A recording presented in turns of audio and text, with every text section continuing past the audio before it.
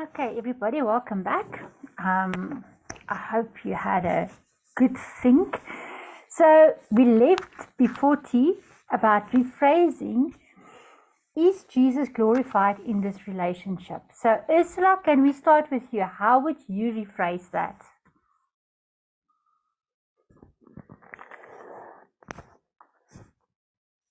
You're going to have to put on your sound for us, please.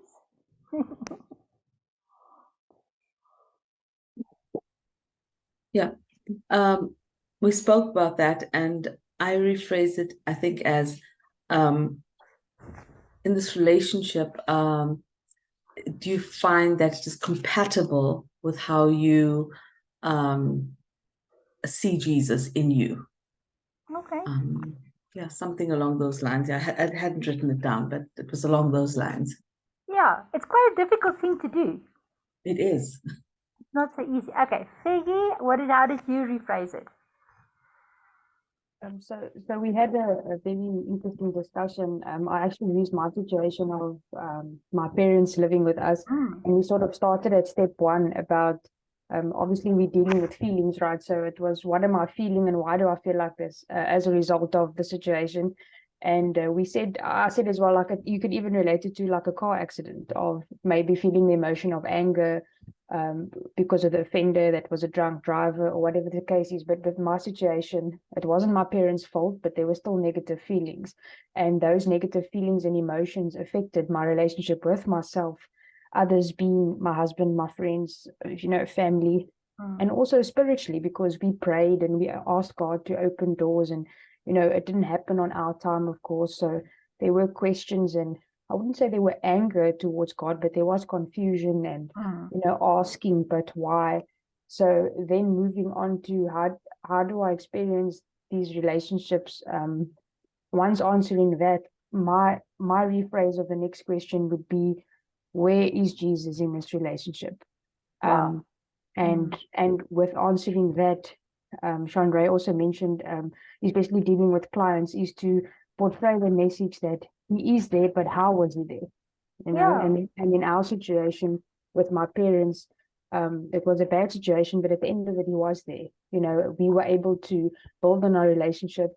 My dad and I do have quite the history. We haven't had a good relationship. There's been some things that have happened. So it was a challenging time, but in the end of it, God was there, and he turned a bad situation and he did make it into good, and especially with the pregnancy and everything.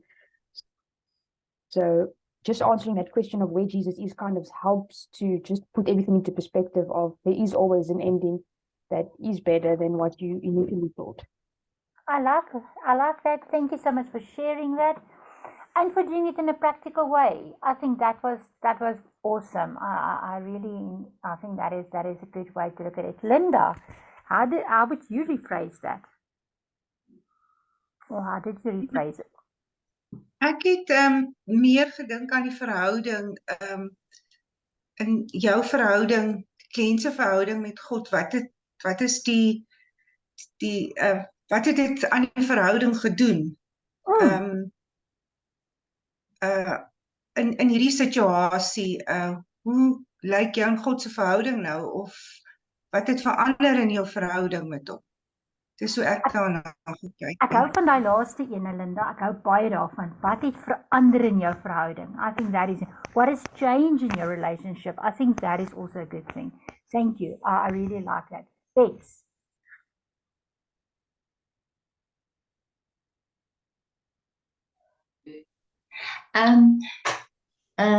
I think here you deal with emotions. You also deal with Jesus' love that brings hope, and you also deal with relationship with God, but in this case with Jesus, and as you said, with change. So in that, at the back of my mind, I would say, how do you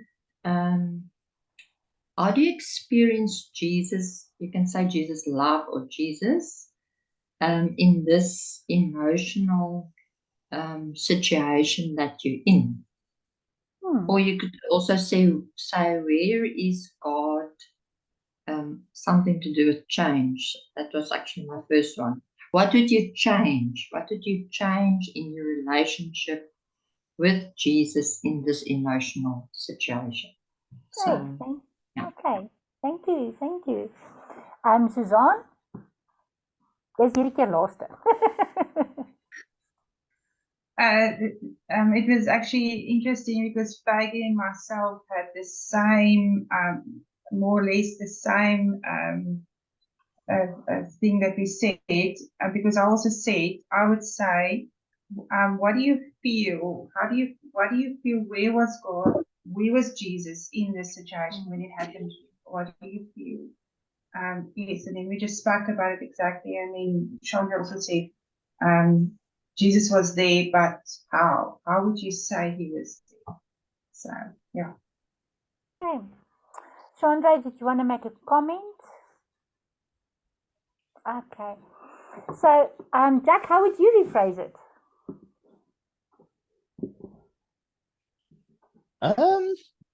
I would simply say something like, if Jesus was sitting here across from you and you could talk to him face to face, what do you think he would say about the situation or this relationship? I like that thought. That's very good. It's a good way to look at it. It brings it into a more tangible conversation. But you don't have to stick with Jesus. I like what Suzanne said with God. You know, we tend to get stuck in certain ways of approaching something.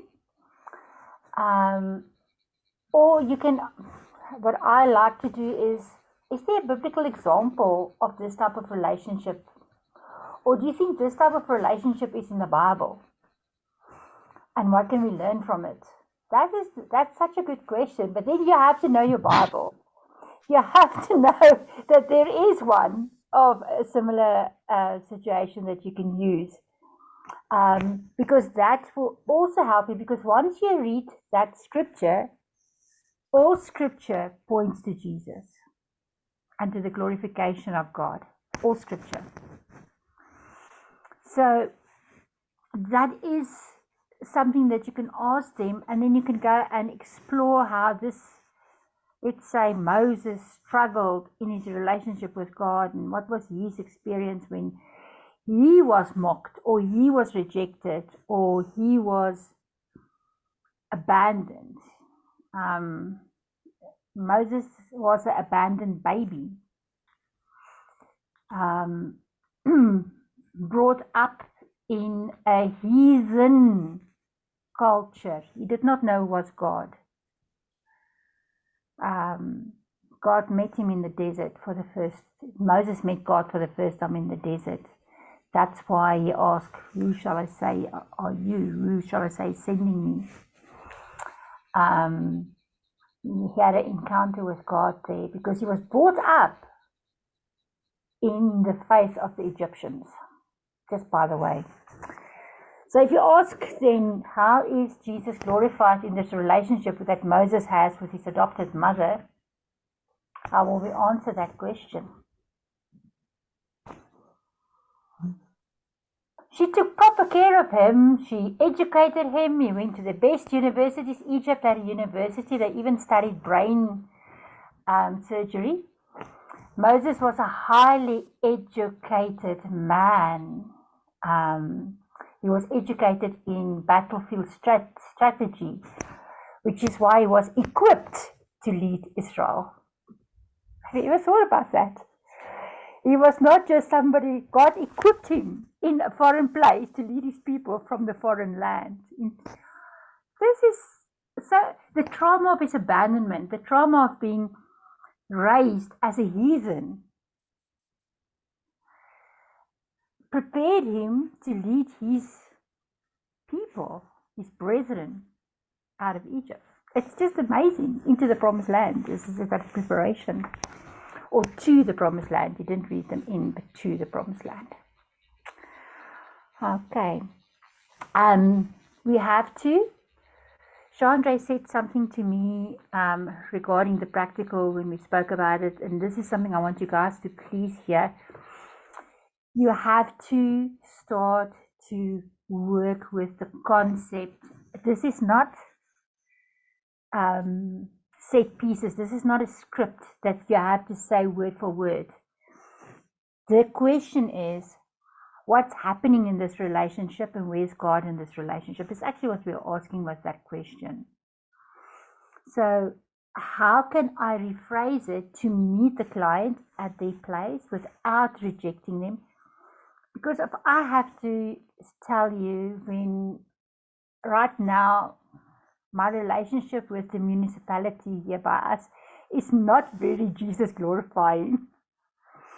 So we still have electricity, but it's not 12 o'clock yet. It's 1 hour and 40 minutes to go. We shall see if I sit in darkness or not. So apparently, yeah, let me just give background. It's not really the electricity that's going to be cut off, but the place where we buy the tokens for our prepaid electricity that's going to, we are unable to buy more tokens, so we can't load more electricity. So that's actually where the problem lies.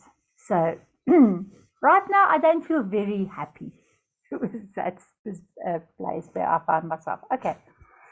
So the question we have to ask ourselves always is be flexible, be creative, think about the bigger issue. I like the fact that you did a case study trying to do those first 3 steps. Please do not, remember we said in the beginning, the tools are for you to use. So do not force the client into forgiveness when they are still busy dealing with the pain of something. Take it and work through the client's emotional experiences. There's a misconception that think forgiveness leads to healing, but forgiveness is actually the result of healing. Think about that. Forgiveness leads to healing is what we believe. So we say, forgive your offender. But only when the client have dealt with the pain can they actually forgive the offender from a position of empowerment. Not from a position of forcing somebody to do something, because they are not able to do that. And obviously the forgiveness releases the client from a lot of spiritual negative situation. Okay, forgiveness is first of all a spiritual act or spiritual victory that takes place in the soul that leads to a physical change. So it works from the inside to the outside. Okay, just something we need to know. Okay, so now we're going to come to the stress reaction phase, and this is a very important phase. This is the experience of the client, and what must you do here? You need to understand how the client reacted during the trauma. That is what you want to understand. How did the client act during the trauma? So we are now from events to thoughts to emotions, and now to the stress reaction phase. So we're moving now to the behavior. What did the client do? Their actions. And be prepared for clients to tell you, I swore, I hit, I ran, I kicked, there are so many different reactions, and I think we should be prepared to be shocked by what the client is telling you, what they have done. Okay, so let's talk about the fight, flight, or freeze response. I just want to caution everybody, when you read about the stress response, there is the fight and flight that follows a specific brain activity or brain action. And then there's the freeze response. When people freeze, let me backtrack. Fight or flight helps you to get out of the danger zone. Does that make sense? I either fight my way out or I run away from. Does that make sense to you guys? Thumbs up. Do you understand that point? So fight or flight helps us to get out of the danger zone. This is important. So it means I was able to do something about my situation. In here, there's already empowerment. They have taken themselves out of the danger zone, which is what you want to do.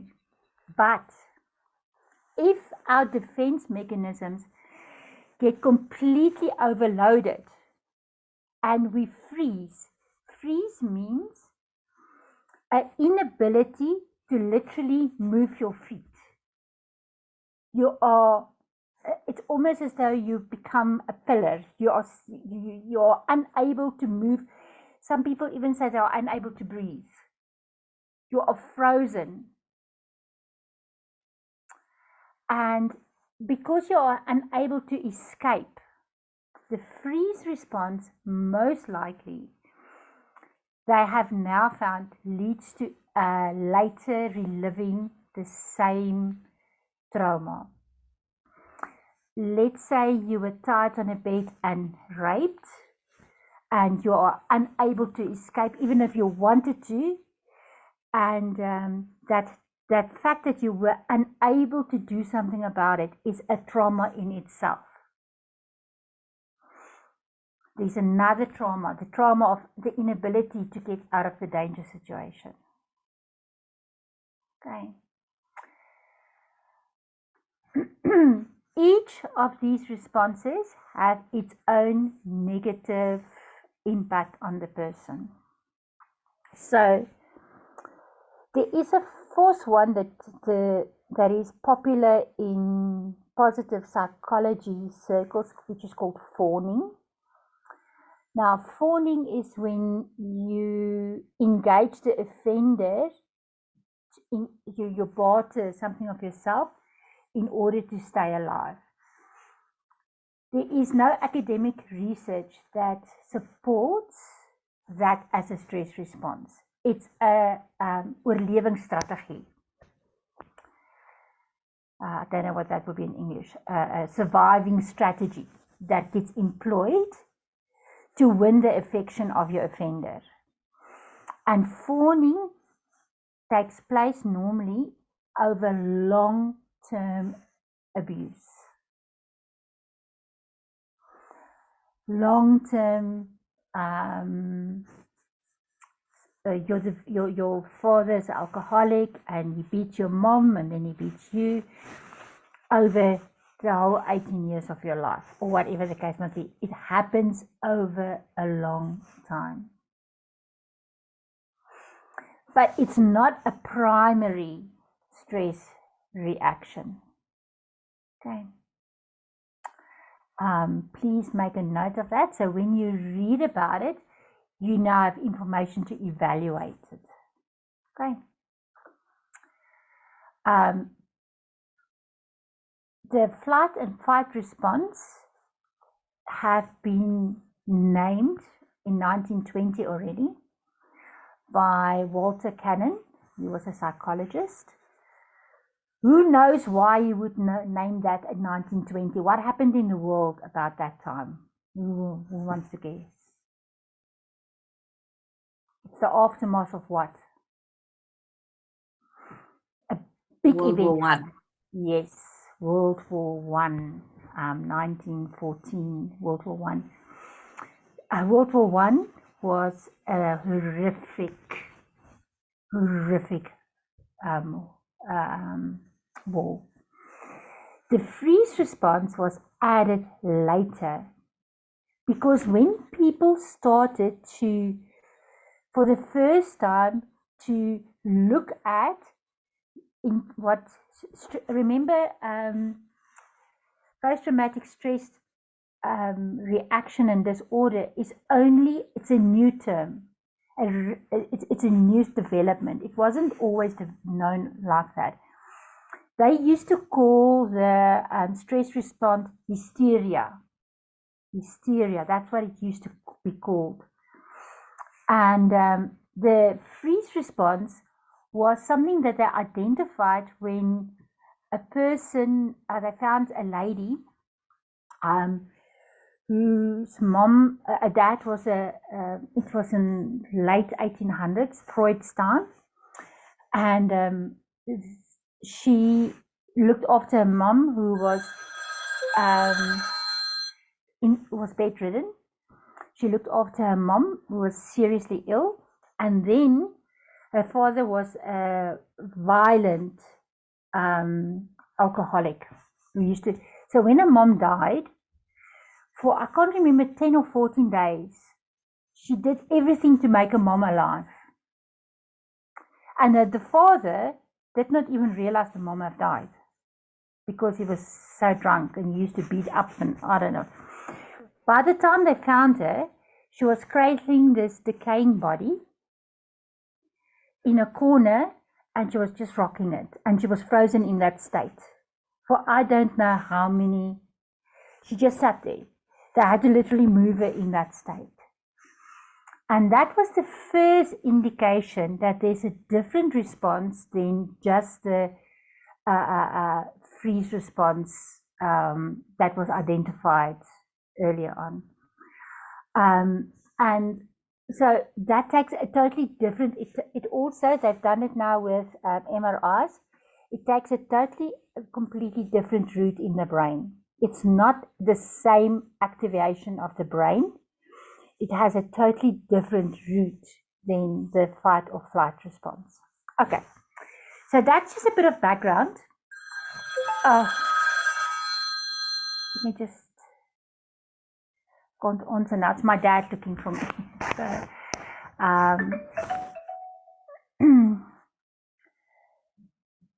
yeah, so let us just okay, so let's come back to our let me just ask him, Craig, can you take my phone? Is my dad desperate? I don't know if there's something wrong.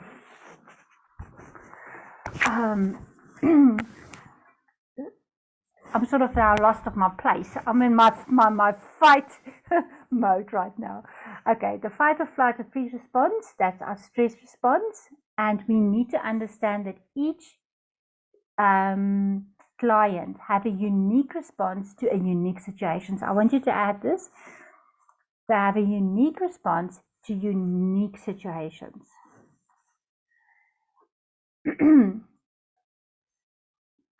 So let us look at the trauma and stress reaction. You've got a nice graphic in your study guide, and I want us to talk through this graphic. It's very important. The stress reaction phase is what we are busy with now. And the first thing is a stressor penetrates the person's defense mechanism. We need to identify the stressor, and in this case, the trauma. You can use the word trauma as well, that penetrates their defense systems. So we've got 3 defense systems before we, or 2 defense systems before we get to the stress reaction phase. So there is defense systems that can be violated. The first one, Linda, and this is where you come in, is your personal boundaries is violated. So the question when we're going to debrief the client is, what are the personal boundaries that have been violated in this situation? What relationships were hurt by this situation? What relationships have changed? What relationships looks different? So the stressor impacts your relationships as well. Now, can you remember, before tea time, we closed off with look at that question you had to rephrase. How is Jesus glorified in this relationship? And how is this event impacting my relationships? So we can see that we've already have got the answer to that. We have created a bridge, a connection to get to this point. Trust is challenged. So what is trust? Who wants to tell me what is trust? And it's not faith. It's not the same as faith. What is trust?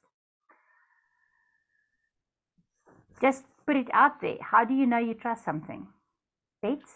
Lizette, trust is to believe in something you can't see, or you can't.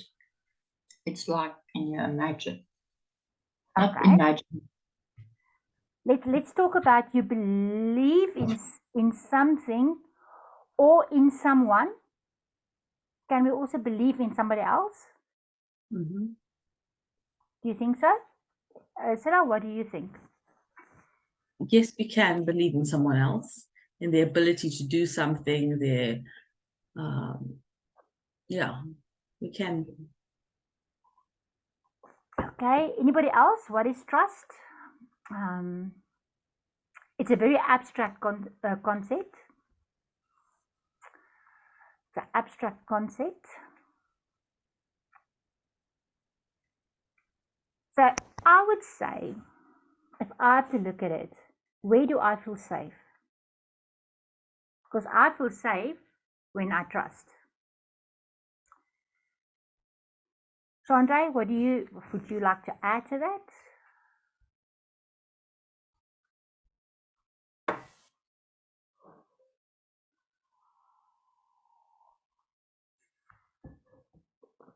Ek weet nie of sy my kan hoor nie. Okay, so Sorry Lizette, ek het nou internetprobleem. Ek het nie gehoor glad gehoor wat jy gesê het nie. Ek is nou okay. Nou ons praat sommer oor trust en ek het gesê trust is where you feel safe or with a person that you feel safe. Te praat maar net ietsie wat jy wou bygevoeg het rondom dit.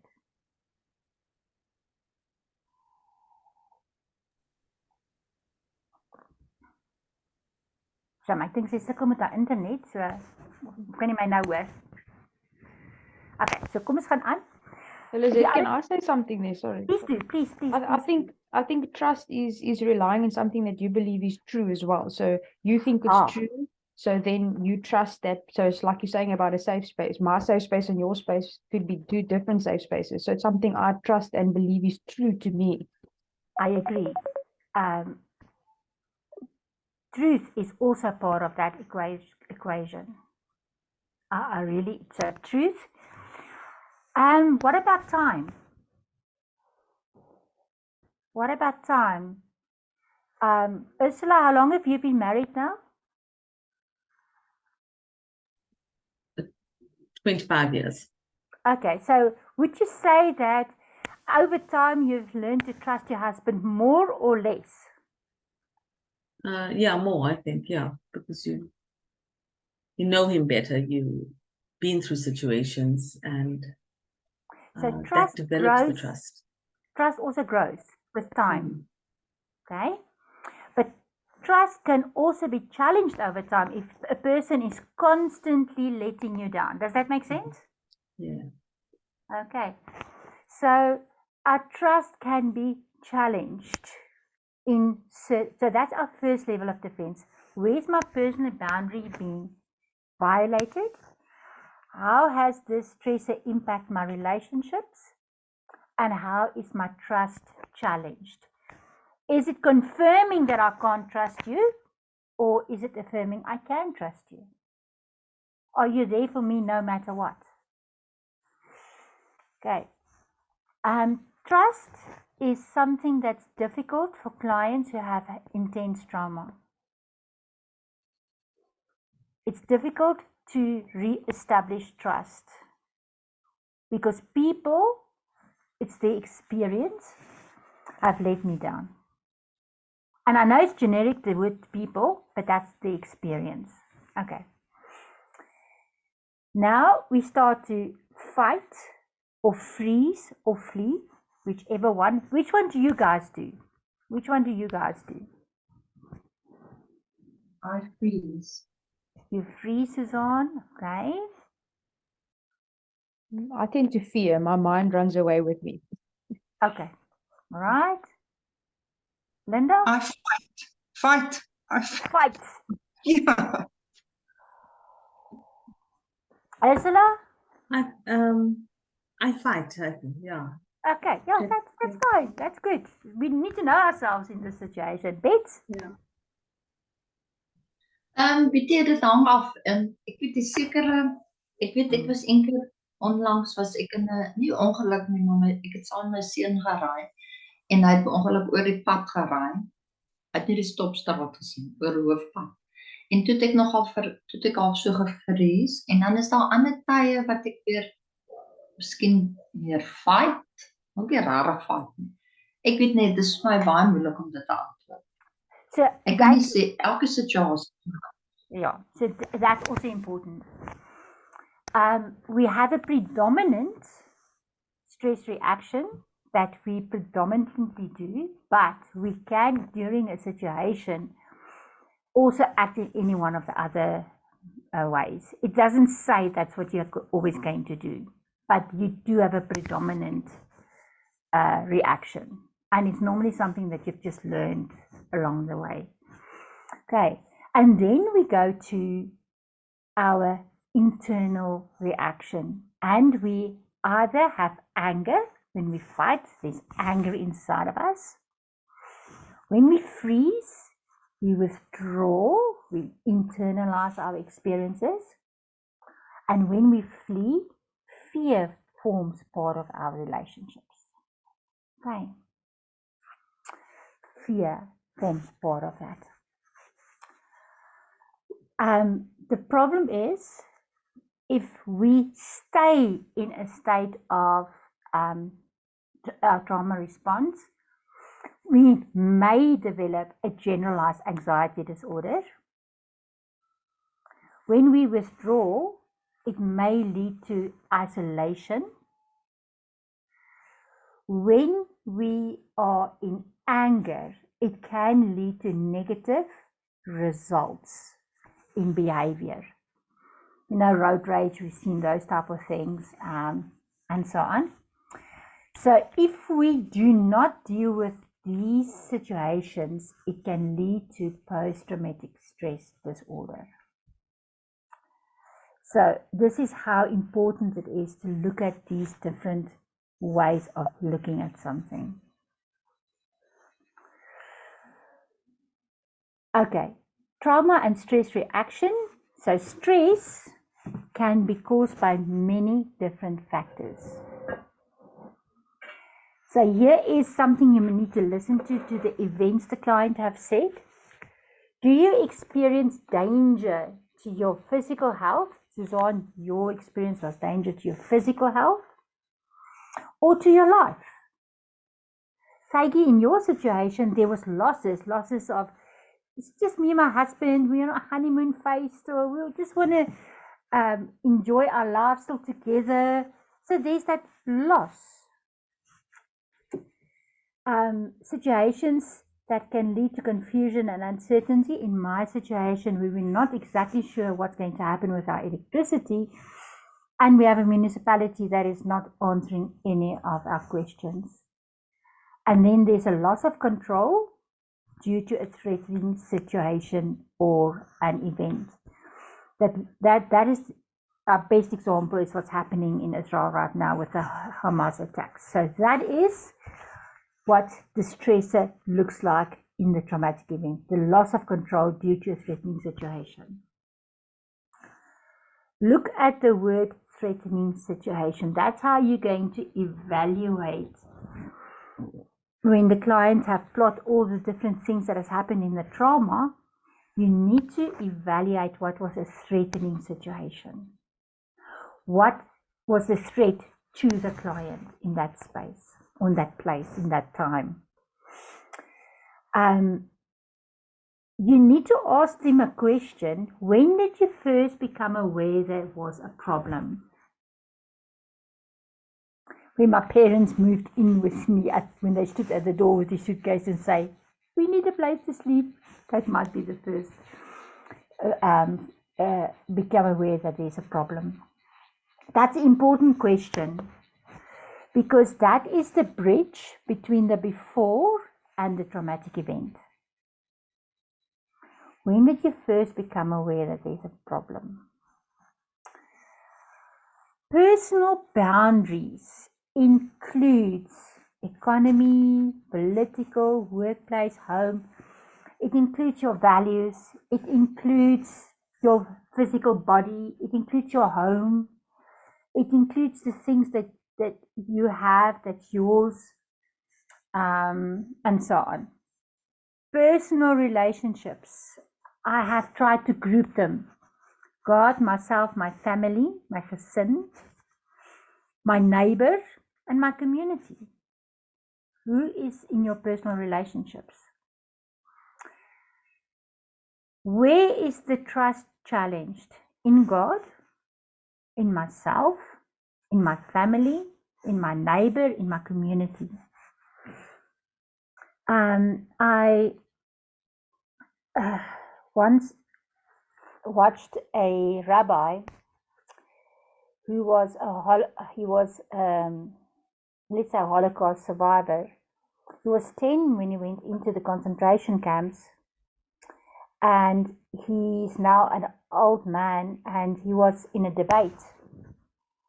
And the person in the debate challenged him. He says, but where was your God when they experimented on you, and when they killed your dad in front of you, and all sorts of really intense questioning?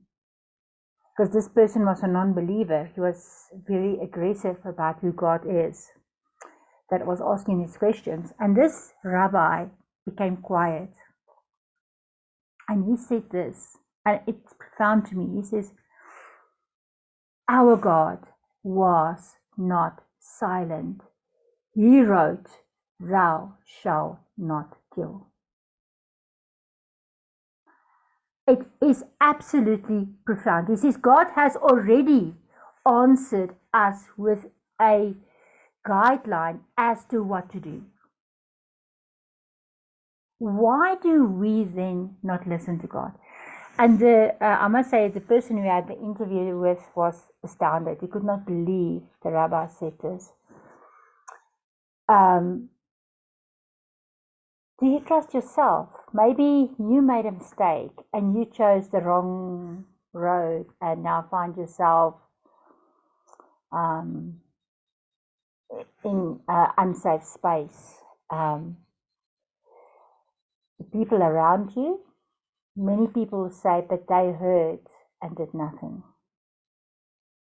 So your trust is challenged in your neighborhood, where you live, and within your community. Unfortunately, I'm going to add in community our church family, our place of worship family. Many people find that their trust is challenged within that community when they are suffering, because they can't explain it, and they can't talk to them about it, because everybody tells them, forgive or move on, or just glorify God with this and He will bless you.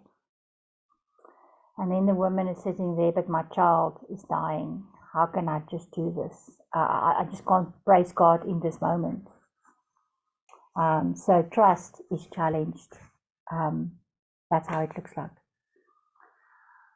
So what happens in our body?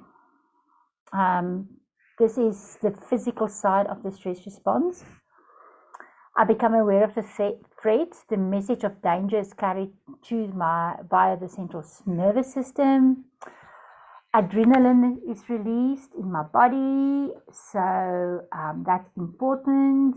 I now have an adrenaline that helps me do certain things, and the tempo of the nerve impulses is increased. So you will find that your blood is moving away from certain places and going to other places to enable you to move or to hide or something like that.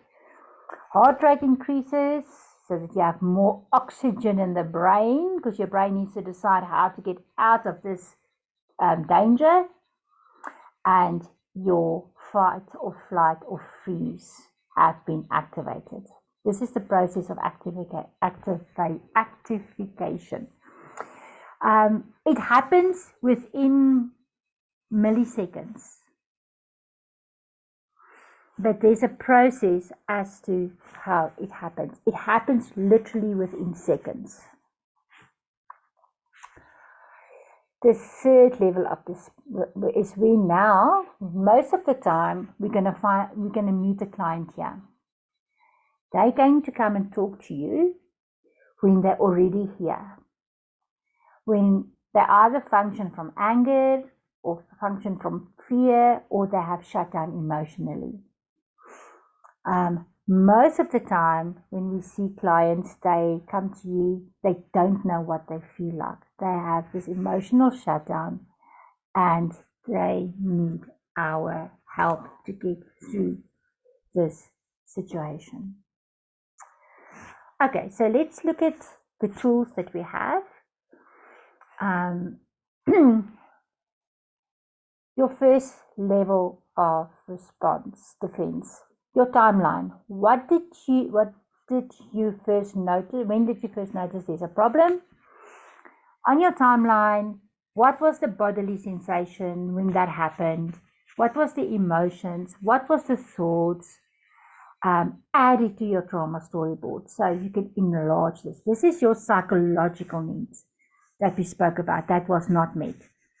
Psychological needs are not met, safety needs are not met, and belonging needs are not met during trauma.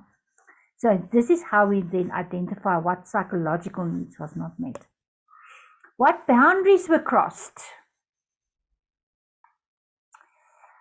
How did you know the boundary was crossed? I felt the slap in my face. That's how I know the boundary was crossed. What happened? Trespassing means the following: pushing into or crossing over a physical or subjective limit. How did the client feel unsafe? What happened for them to feel unsafe? Now, when we feel unsafe, it reminds you that your trust is challenged, right? It takes you back there.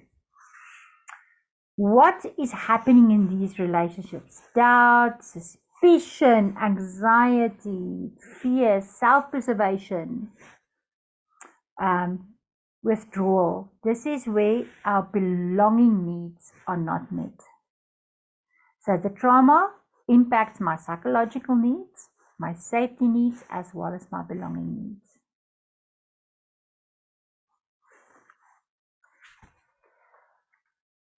Loss of relationship with God, you can explore. I'm just going to mention this. When we function from anger, it's loss of father. Function from shame, it's son.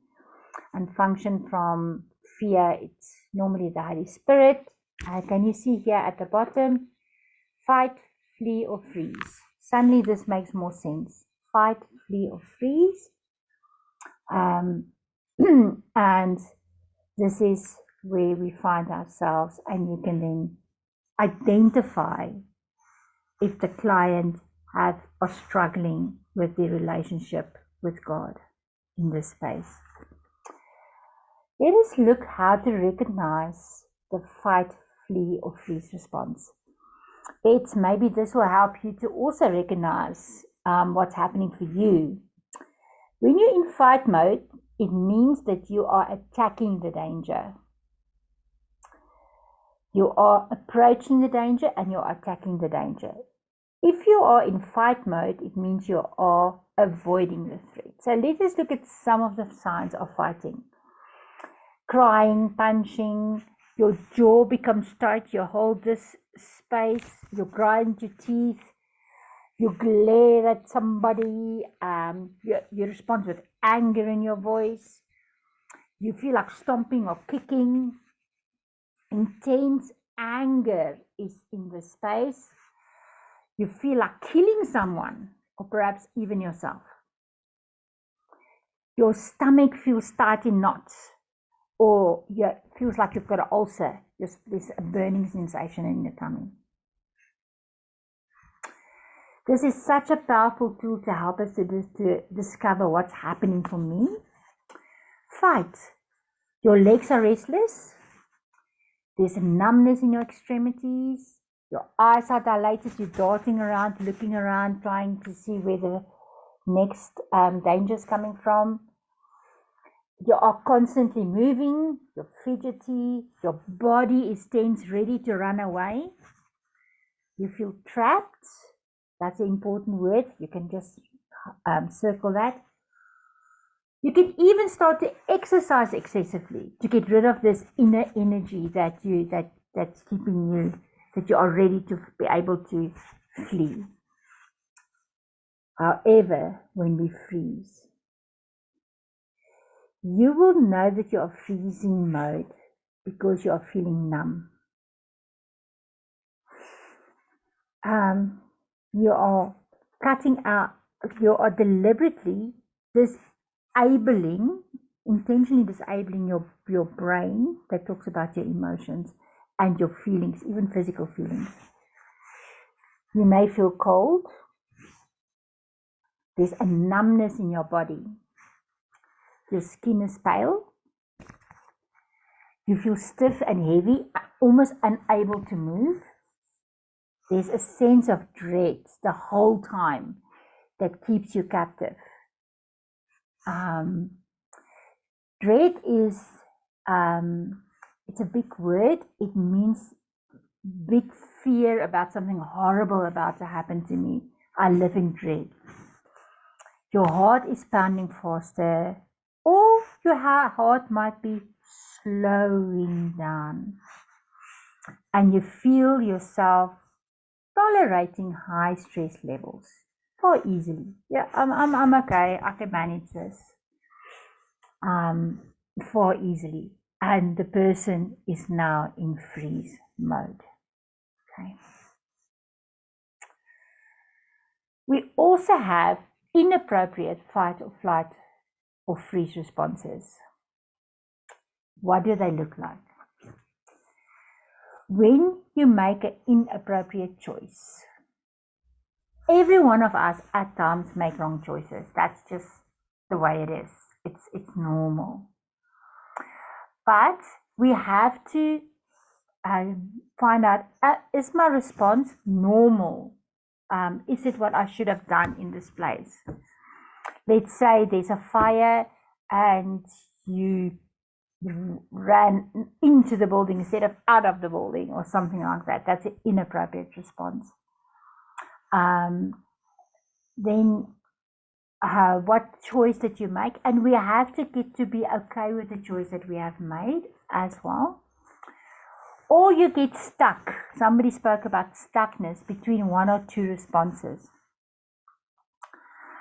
And remember, and highlight this for me on your book, flexibility is needed because we need to adapt to different situations. That's why it's okay to run away sometimes. It's okay to fight sometimes, but we have to be flexible because our danger will look different. Our stresses will look different. So Beth, again, can you see that it's actually okay to have more than one depending on the situation, but you have to be aware of what's happening. And then the third one is when you perceive there's a threat, but there's nothing. That is especially there where fawning will come in. You overcompensate so that there's no danger. Your brain and your body responds as though there's a threat, yet there is nothing. Okay, so that is what that's an inappropriate response. We need to identify that and help the client to normalize their experiences. Stress reaction questioning. I'm going to close that. How did the incident impact your general functioning? I'm drinking more coffee, I'm sleeping later, I'm not sleeping at all, I am eating more, I'm eating less, I feel sick all the time. How did it impact your general functioning? the stuff that you do normally in life. Remember, we spoke about cognitive. You can go back and explore the tools we did in phase 2. You can go and explore that. How did you feel? So now we can go and look at the emotions that you can bring into this as well. What did you do? Very important question. I moved out of the burning building, etc., etc. What did you do? Physical symptoms. What's your physical symptoms? I have got a list of physical symptoms. I know it's a bit small in your book there, but this is what it can be: fatigue, nausea, muscle cramping, twitches, chest pains, accelerated heartbeat, difficulty in breathing, a thirst. That's interesting. That's something we miss. And I want to remind you of something that Chandra have said to you. She never asks if her clients want water that comes from trauma. She knows they will need it.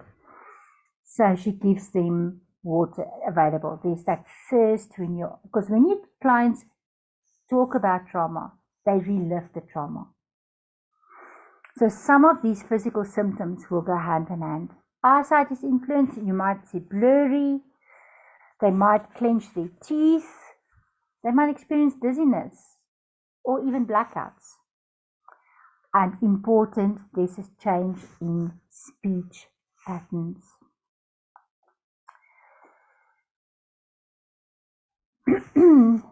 Okay. Again, we get to the cycle of emotions, where we now explore. You can either go through this again, and now we get to the will thing, and you ask that question: do I want to continue to feel like this? That is the question. Do I want to change something inside of me? What is it that I want to change? How am I going to change it? What is the behavior that I need to change in this phase? Okay. Right. We are now going to, I'm going to ask you to do me a favor now. It's now time for our breakout room. I need you to, Bets, can I make you class captain, please? The first 15 minutes, I need you to just talk about the trauma and stress reaction. What have you learned and how will you use it? Just talk about that in general. And then the last, the next couple of minutes, I want you to review where we have come from. So I'm going to give you 45 minutes to have this discussion. Chandra, you can WhatsApp me if you guys are finished earlier. That will be fine, because we're going to go into lunch from there. But don't take this opportunity to look at the different phases of the model. What happened for each of these different phases? I think 45 minutes might be too short for you to have this discussion. So I'm gonna give you an hour and a half. It will be back at 1 o'clock, and that must include your lunchtime. So take this opportunity to try and form a holistic perspective of trauma debriefing, because the next part that we're going to do now is we're going to move to the integration part after lunch. We want to see how we can leave the client feeling better. So that's going to be almost a break in the way that we have helped the client to debrief from what their experiences are. I'm going to leave it in Chandra's hands to let us know if you guys have finished with the conversation. But remember, Bets, just make sure that everybody goes from phase 1. Do we understand what to do there? What are the tools? How do we use these tools effectively in each of the different phases? I think it's very important that we just, before we do have more information, we first integrate what we've learned. Enjoy. Chandra, thank you very much. You can make use of Bets as our class captain if you need to, if you are still struggling with your internet. So, but I'm also here if you need me. Okay, enjoy, guys. Right. We'll see you back at 1 o'clock. Enjoy.